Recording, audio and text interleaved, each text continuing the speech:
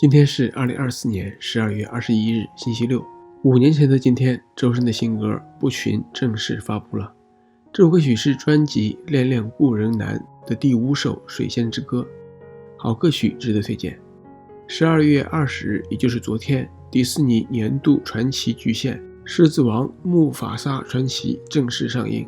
周深配音的金牌管家沙祖也在院线上线了。该片上映2天，依旧是实时票房榜的冠军。不知道有没有小伙伴去电影院看周深呢？另外，网易云音乐2024年度音乐奖公布了，周深的2专《反身代词》获得了年度畅销数字专辑 Top 1 和年度最热专辑 Top 10，恭喜周深！说到周深的2专，这张新专辑目前总销售额已经突破了4800万。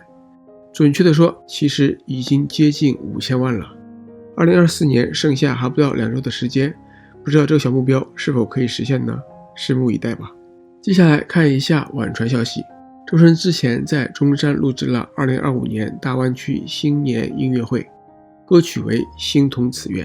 另外，12月23日，也就是下周一，周深还有可能会录制央视的新春喜剧之夜和网络春晚。当然，这一些还都是没有官宣的消息，静待有更多的好消息吧。对此你如何看呢？欢迎留言评论，同时欢迎订阅我们每日都有接着更新。